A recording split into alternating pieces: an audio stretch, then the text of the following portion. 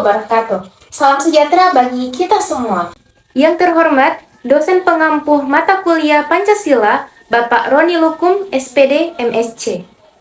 Perkenalkan, nama saya Aurel Alexandra Limber, mahasiswa Universitas Negeri Gorontalo, Fakultas Ekonomi dan Bisnis, jurusan Akuntansi, dengan NIM 921424069. Pada kesempatan ini, saya akan membahas sebuah topik mengenai kasus perekonomian, yaitu monopoli perdagangan dan kesenjangan sosial. Yang diharapkan, video ini dapat memberikan wawasan dan pengetahuan yang lebih dalam, sehingga bermanfaat bagi kita semua. Tanpa berlama-lama lagi, saya akan menjelaskan mengenai topik yang saya ambil. Sebelum itu, apa sih yang dimaksud dengan monopoli perdagangan dan apa sih yang dimaksud dengan kesenjangan sosial itu? Monopoli perdagangan adalah sebuah kondisi di mana suatu perusahaan atau sekelompok perusahaan menguasai pasar tertentu, sehingga memiliki kendali penuh terhadap harga dan pasokan produk atau jasa. Dalam situasi ini, konsumen memiliki sedikit atau bahkan tidak ada alternatif pilihan lain. Berikut adalah ciri-ciri monopoli perdagangan. Yang pertama, ketiadaan persaingan. Dalam pasar monopoli, hanya ada satu perusahaan atau entitas yang menguasai pasar sepenuhnya. Hal ini berarti bahwa tidak ada kompetitor yang mampu menawarkan produk atau jasa serupa dalam jumlah yang signifikan. Ketiadaan persaingan ini disebabkan oleh beberapa faktor, yaitu dominasi sumber daya.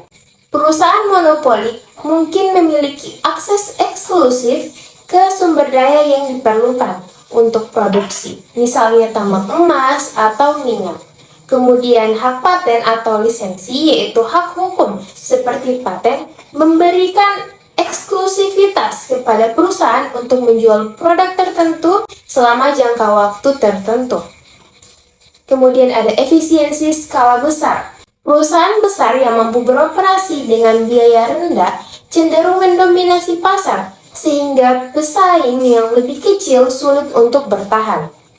Ketiadaan persaingan itu menyebabkan konsumen tidak memiliki alternatif lain yang membuat mereka harus menerima kondisi pasar yang ditentukan oleh perusahaan. Hal ini dapat mengurangi pilihan produk atau meningkatkan harga dan menurunkan kualitas dari pelayanan.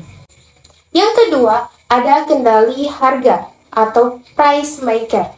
Berbeda dengan pasar kompetitif, di mana harga ditentukan oleh interaksi antara penawaran dan juga permintaan. Dalam pasar monopoli, perusahaan monopoli bertindak sebagai price maker. Artinya, perusahaan memiliki wewenang untuk menentukan harga jual produk atau jasa tanpa harus khawatir dengan persaingan harga dari pihak lain. Faktor yang mendukung dalam kendali harga ini yaitu ketiadaan substitusi. Karena tidak ada produk pengganti yang sebanding, perusahaan bebas menetapkan harga tinggi.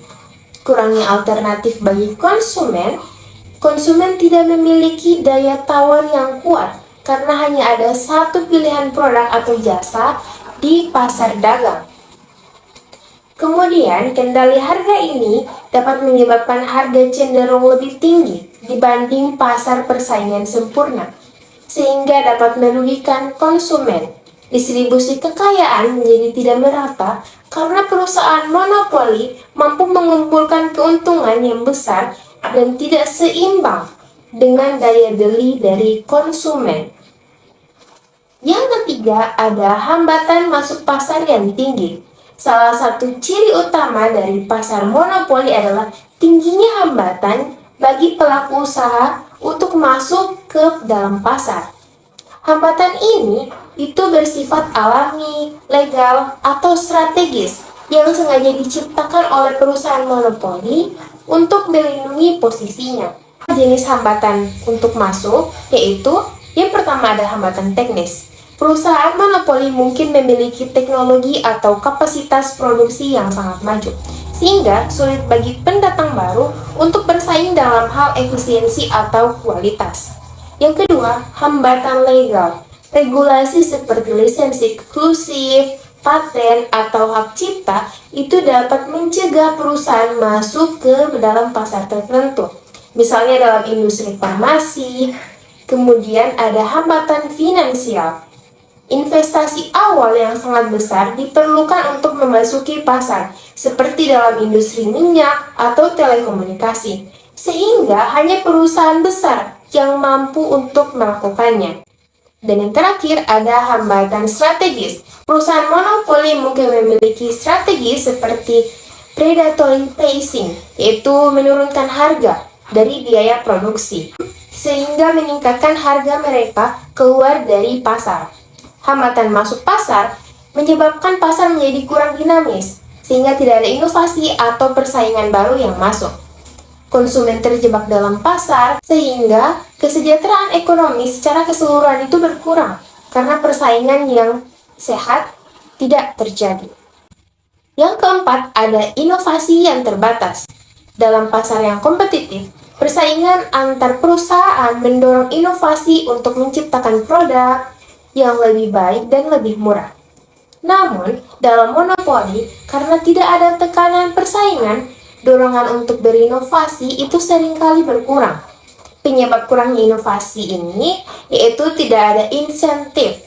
Dengan posisi pasar yang aman dan keuntungan yang stabil, perusahaan monopoli tidak memiliki motivasi yang kuat untuk meningkatkan produk atau efisiensi dari produk.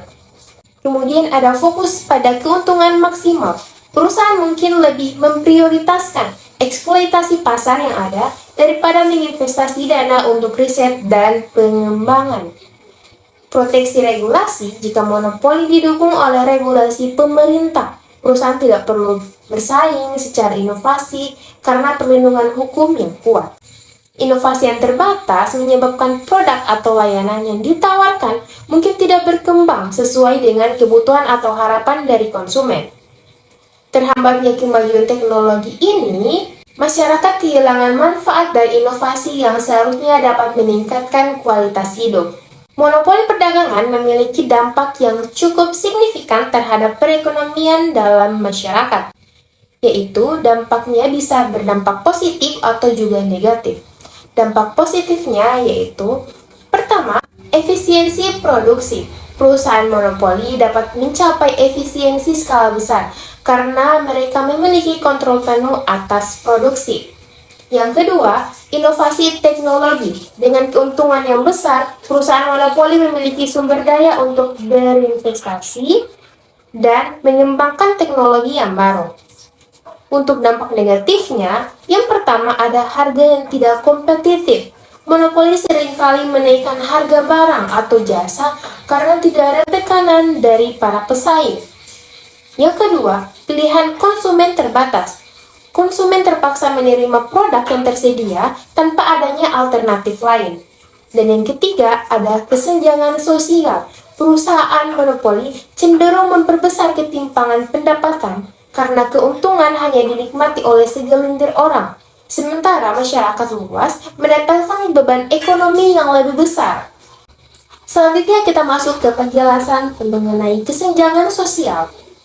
Kesenjangan sosial adalah perbedaan yang signifikan dalam hal pendapatan, kesejahteraan, pendidikan, dan akses terhadap pelayanan publik di antara kelompok-kelompok masyarakat. Kesenjangan ini dapat terlihat dari distribusi kekayaan yang tidak merata. Ciri-ciri dari kesenjangan sosial, yang pertama, perbedaan pendapatan yang tajam. Terdapat jurang besar antara kelompok yang kaya dan kelompok yang miskin.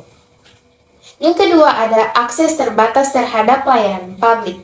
Kelompok miskin seringkali mengalami kesulitan dalam mengakses pendidikan, kesehatan, dan infrastruktur dasar. Yang ketiga, yaitu perbedaan peluang ekonomi. Masyarakat miskin memiliki peluang yang lebih kecil untuk mendapatkan pekerjaan atau meningkatkan taraf hidup mereka. Kemudian ada penyebab dari kesenjangan sosial, yaitu yang pertama, ketidakmerataan pembangunan. Pembangunan yang terpusat di wilayah perkotaan saja itu membuat daerah terpencil tertinggal. Yang kedua, ketimpangan akses pendidikan dan kesehatan. Kualitas layanan publik yang berbeda-beda di setiap wilayah akan memperburuk kondisi masyarakat yang miskin. Dan yang ketiga, dominasi ekonomi oleh segelintir pihak. Konsentrasi kekayaan di tangan sedikit orang menyebabkan masyarakat bawah itu semakin sulit meningkatkan kesejahteraan. Berikut adalah hubungan antara monopoli perdagangan dan kesenjangan sosial. Monopoli perdagangan dapat memperparah kesenjangan sosial dengan berbagai cara. Yang pertama, penguasaan sumber daya ekonomi. Perusahaan monopoli cenderung menguasai sumber daya yang seharusnya dapat dimanfaatkan oleh banyak pihak. Hal ini dapat mempersempit kesempatan masyarakat kecil untuk ikut berpartisipasi dalam perekonomian. Yang kedua, ada ketimpangan pendapatan. Monopoli meningkatkan kesenjangan antara pemilik modal besar dan masyarakat umum. Pendapatan dari sektor-sektor yang dikuasai oleh monopoli hanya dinikmati oleh segelintir pihak. Yang ketiga, kurangnya kesempatan kerja. Monopoli dapat mengurangi jumlah pelaku usaha kecil dan menengah yang seharusnya mampu menyerap tenaga kerja. Hal ini memperburuk tingkat pengangguran. Yang keempat, ada eksploitasi konsumen. Dengan tidak adanya persaingan, konsumen seringkali dipaksa untuk membayar harga tinggi untuk produk atau layanan yang kurang berkualitas, memperberat beban ekonomi bagi mereka. Selanjutnya ada dampak monopoli perdagangan dan kesenjangan sosial di berbagai bidang. Yang pertama, dampak di bidang ekonomi terhadap inflasi harga barang dan kemiskinan struktural. Inflasi harga barang, monopoli cenderung menaikkan harga barang kebutuhan seperti bahan pangan, energi, dan transportasi. Kemudian untuk kemiskinan struktural, kesenjangan sosial semakin parah karena akses terhadap sumber daya ekonomi hanya dimiliki oleh kelompok tertentu. Yang kedua, dampak di bidang sosial. Ketidakpuasan masyarakat, yaitu masyarakat miskin, merasa terpinggirkan dan tidak mendapatkan keadilan dalam ekonomi. Kemudian potensi konflik sosial, ketimpangan yang besar dapat memicu ketegangan sosial atau protes dan konflik horizontal. Yang ketiga, dampak di bidang politik. Melemahnya kepercayaan terhadap pemerintah. Jika pemerintah tidak mampu mengatasi monopoli dan kesenjangan sosial, maka masyarakat itu akan kehilangan kepercayaan terhadap berbagai kebijakan publik dari pemerintah. Adapun contoh-contoh kasus monopoli perdagangan dan kesenjangan sosial di Indonesia. Yang pertama yaitu kasus kelangkaan minyak goreng. Faktanya, Indonesia mengalami kelangkaan minyak goreng yang menyebabkan lonjakan harga yang signifikan. Kelangkaan ini diduga akibat penimbunan oleh beberapa produsen besar dan kurangnya pengawasan distribusi. Kesenjangan sosial yang terjadi, masyarakat menengah ke bawah paling terdampak karena sulit untuk membeli minyak goreng dengan harga yang sangat tinggi. Sementara itu, perusahaan besar mendapatkan keuntungan dari kenaikan harga. Petani sawit juga tidak merasakan manfaat karena harga TBS, yaitu tandan buah segar, tetap rendah. Yang kedua, kasus monopoli distribusi pupuk bersubsidi. Distribusi pupuk bersubsidi itu sering dikuasai oleh segelintir distributor besar yang mengontrol pasokan. Petani kecil kesulitan mendapatkan pupuk tepat waktu dengan harga subsidi. Sementara distributor besar itu memiliki akses yang lebih mudah. Dampak kesenjangan sosialnya yaitu petani kecil harus membeli pupuk dengan harga non-subsidi atau dari pasar yang gelap, mengakibatkan biaya produksi itu akan meningkat. Sebaliknya, petani besar yang memiliki koneksi dengan distributor bisa mendapatkan pupuk dengan harga subsidi. Yang ketiga ada kasus Freeport Indonesia, yaitu eksploitasi tambang di Papua. Freeport Indonesia telah lama menguasai tambang emas dan tembaga di Papua. Meskipun menyumbang pendapatan besar bagi negara, masyarakat lokal merasa terpinggirkan dari hasil tambang tersebut. Kesenjangan sosialnya, masyarakat Papua merasa tidak mendapatkan manfaat signifikan dari adanya eksploitasi tambang ini, baik dalam bentuk pekerjaan maupun infrastruktur. Ketimpangan ini menciptakan ketidakpuasan dan protes dari masyarakat lokal. Yang keempat, kasus monopoli beras oleh perusahaan besar. Beberapa perusahaan besar mengontrol distribusi beras nasional. menyebabkan harga beras seringkali melonjak, terutama pada musim paceklik. Ketika harga naik, konsumen kecil paling terdampak, sedangkan perusahaan yang besar itu tetap memperoleh keuntungan. Kesenjangan sosialnya, petani kecil itu mendapat harga jual gabah yang rendah, sementara konsumen di kota membayar harga tinggi untuk beras. Kesenjangan sosialnya yaitu petani kecil mendapatkan harga jual gabah yang rendah, sementara konsumen di kota yang besar itu membayar harga tinggi untuk beras. Perusahaan besar di tengah rantai distribusi ini akan mengambil keuntungan dari situasi yang telah ada. Yang kelima adalah kasus monopoli telekomunikasi oleh PT Telkom. PT Telkom memonopoli layanan telekomunikasi sehingga tarif telepon tinggi dan akses terbatas pada wilayah perkotaan. Hal ini dapat menyulitkan masyarakat pedesaan untuk mengakses layanan telekomunikasi. Kesenjangan sosial, masyarakat perkotaan dapat meningkatkan layanan telekomunikasi, meskipun harus membayar mahal. Sementara masyarakat pedesaan sulit untuk berkomunikasi karena infrastruktur yang tidak tersedia. Keterkaitan monopoli perdagangan dan kesenjangan sosial terhadap Pancasila dan Undang-Undang Dasar 1945. Pancasila sebagai dasar negara dan pandangan hidup bangsa Indonesia memiliki beberapa sila yang relevan dengan isu monopoli perdagangan dan juga kesenjangan sosial. Terdapat pada sila kedua dan sila kelima. Sila kedua yaitu kemanusiaan yang adil dan beradab. Monopoli perdagangan cenderung merugikan masyarakat luas karena membatasi akses terhadap sumber daya ekonomi dan menimbulkan ketidakadilan. Hal ini yang akan bertentangan dengan nilai kemanusiaan yang menjunjung tinggi keadilan dan kesejahteraan. Untuk sila kelima, yaitu keadilan sosial bagi seluruh rakyat Indonesia. Monopoli menciptakan kesenjangan sosial karena hanya menguntungkan segelintir pihak saja, di mana mereka memiliki kekuasaan ekonomi. Sila ini menegaskan bahwa kesejahteraan itu harus dinikmati oleh seluruh rakyat Indonesia. Kemudian untuk Undang-Undang 1945 mengatur aspek ekonomi yang berhubungan dengan monopoli dan kesenjangan sosial. Di antaranya, seperti pada pasal 33 ayat 1, perekonomian disusun sebagai usaha bersama berdasarkan atas asas kekeluargaan. Monopoli bertentangan dengan semangat kebersamaan dan asas kekeluargaan yang diamanatkan oleh pasal ini. Kemudian ada pasal 33 ayat 2 dan ayat 3. Negara memiliki kewajiban untuk mengendalikan cabang-cabang produksi yang penting bagi rakyat, serta sumber daya untuk kemakmuran bersama. Ini berarti monopoli oleh pihak swasta tanpa pengawasan negara bertentangan dengan amanat konstitusi. Dan yang terakhir pada pasal 27 ayat 2. Setiap warga negara berhak atas pekerjaan dan kehidupan yang layak bagi kemanusiaan. Kesenjangan sosial yang diakibatkan oleh monopoli itu menghambat pemenuhan hak-hak dasar ini. Beberapa solusi untuk mengatasi adanya monopoli perdagangan dan juga kesenjangan sosial, yaitu yang pertama, penegakan hukum terhadap monopoli.